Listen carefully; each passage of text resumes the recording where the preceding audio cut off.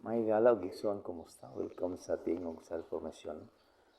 Usa ni ka-iko mga igsuonan, dahunog gikan sa adtong 16th century panghitabo mahitungod sa pagsiak sa paghawa sa gingong mga protestante gikan sa Roman Catholic nga gisugdan mga igsuonan. Dako kayo nga Reformation or matud pa sa mga simbahang Katoliko, mga Protestante. Sa may hinungdan igsoon sa Reformasyon. Sa may hinungdan sa kaning gitawag nato pagprotesta.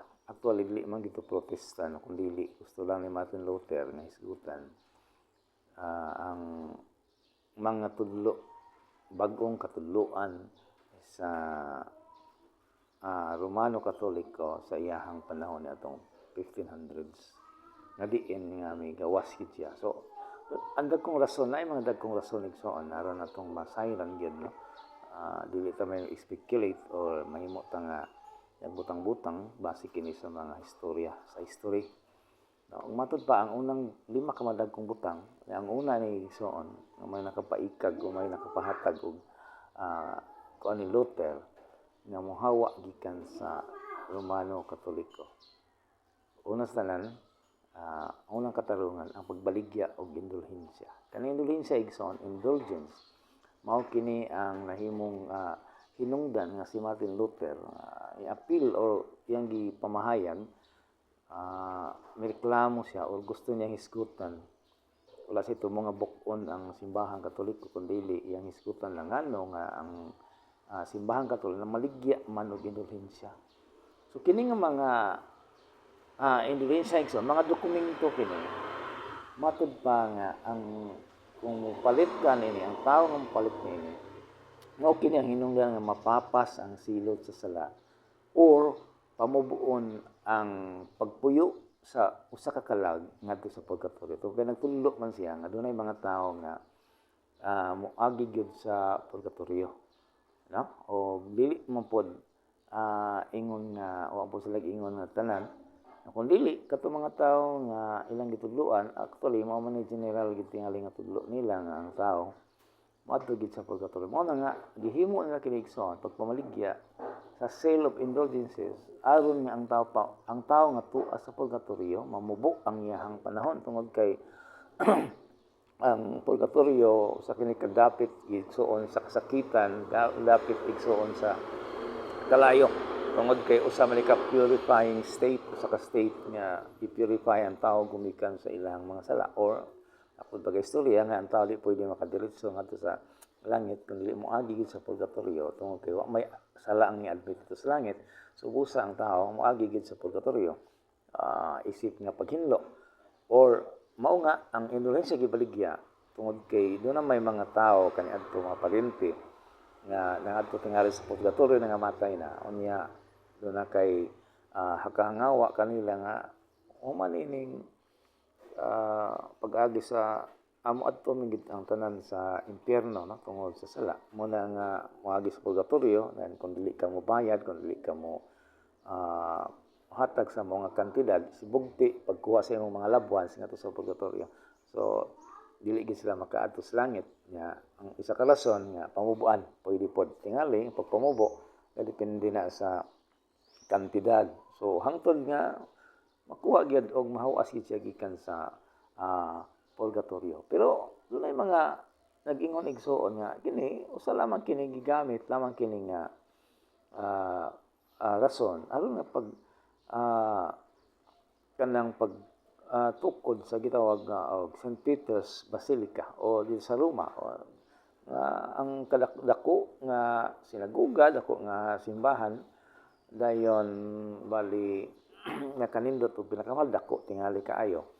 Wala man supak igsoon nga nung padak-an ang simbahan nindoto ng simbahan o wala tay supak ang problema lang tungod kay gamit kini aron sa pag matawag nga lingla sa tao nga mobayad sila og kantidad aron nga ang ilang mga labuans o ikaw baka ang tao baka hinuon aron dili maadto sa kainit sa purgatorio. So mga nasos giskutan nga aron nga mapamubon aron ang pag-antos didto mamubo or maabot ang panahon nga sige tingali ang pagbayad nimo sa imong indulhensya or pagbayad tingali tinuig-on sa bakha mahuas gikan sa purgatorio gikan sa kainit kalayo although dili man na silot ang tawag kundi pag-purify lang niya ibaw ba ka nga ang purification paagi kalayo wala ginit yun nga dunay mga mga history or mga published nga mga dokumento nga dunay mga tao nakaadto didto nya nakapakitabang lagi aron mahuwas sa purgatorio. So mao igsoon niya sa kani kay gigamit sa iyo nato walay may problema kung manguhatag amutan sa simbahan sa mga tao offering manguligtag offering. Pero sa inyong pagi doon na ba'y rason biblical nga rason igsoon nga kung tao mobayad mahawas sa gikan sa purgatorio. Unas na lang igsoon ang Biblia wala kayo explicitly nagtudlo og purgatorio nga ingon nga usa ka cleansing nga state na human ang tao nga umatay maadto sa purgatorio then hinluan niya ang mga sala aron makaadto sa langit. So bali moag ka sa purgatorio aron mahinluan lagi. Pero usa kini ka tingali kita ni Martin Luther usa kini ka dakong sayop tungod kay ang Biblia magud mga igsoon kon focus lang sa paglantaw sa Biblia sa mga katudloan then gitudlo sa mga apostoles kay apostolic magud ang church no. So the church is called apostolic because ang mga teaching nga ilang nadawat o ilang i-disseminate ngadto niya sa tibuok kalibutan nagisugo sila panlakaw sa tibuok kalibutan tudloi sila magbautismo kanila og tudloi sa tanang gisugo ni Yeshua sa atong manluluwas ngadto nila so gitrain sila sa tulo ka tuig kapin then gitudloan sa maong pagtulunan ni Kristo ni Yeshua sa Misaya ug mao niyang i-disseminate ngadto sa tibuok kalibutan ug nakita ligsoon wala makita ug wala didto na appeal sa written records kaning Biblia mao man ang deposits na gitudlo niya no labi na diha sa iyang mga apostoles wala makita diha nga ang purgatorio na no nga ang tuyo sa purgatorio mao ang pag-cleansing no so mo ni butang nga igsoon nga medyo sumapa sa atong kan nga mo lang nakapa-trigger kang Martin Luther dili man ni apostolic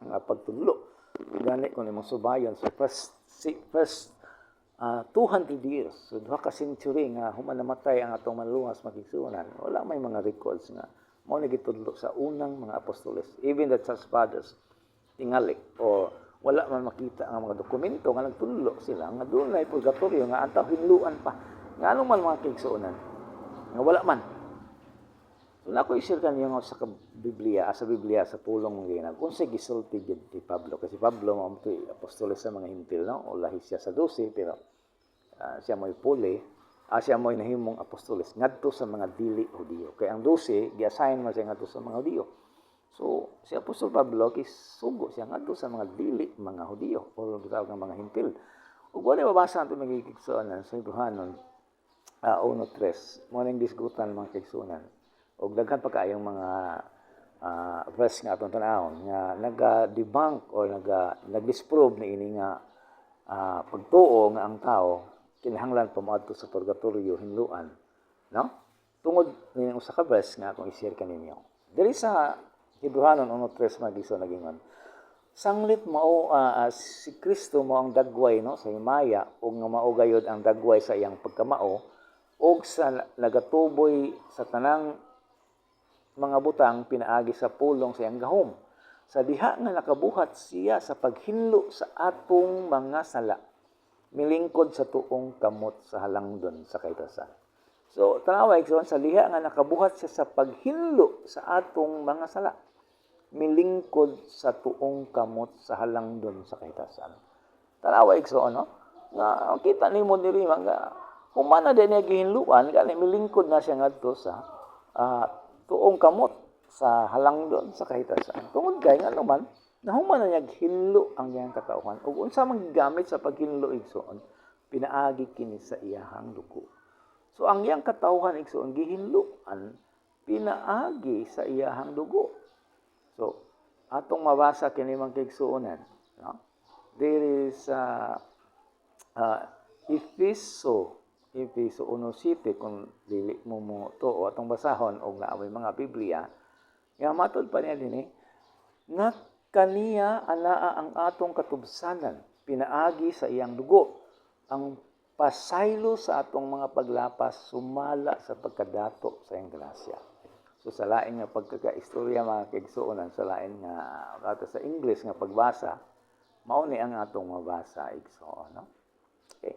In him we have our redemption through his blood, the forgiveness of our trespasses according to the riches of his grace. So tanaw mga kaigsuonan, no? Naliha di ay sa iyang dugo. Ang katong iyang dugo na iyang giula dito sa Kalbaryo, sa Cruz Kalbaryo, sufisyente nga nakahinlo sa tanang mga kasalanan o mga kalapasan nato. That's why ang Hebreano 1:3 nagingon nga milingkod siya sa tuo sa Amahan. So mga kaigsuonan nga doon ay dakong rason si Martin Luther nga i-question niya. Wala man siya ingon nga yung gubukon ang entire structure sa Roman Catholic Church. Pero yan lang itong i-question. Papan, sumala pa sa history nga wala man matubang, wala man matubag ang mga kadagkuan sa simbahan. So, nahimo ni Luther ang pag-disseminate sa iyang complaints katong iyang 95 thesis. Gidala niya sa mga kadalanan, gidala niya sa tibuok Germany ang gimantala dito mga gigsunan og daghan ang nito o kaniya.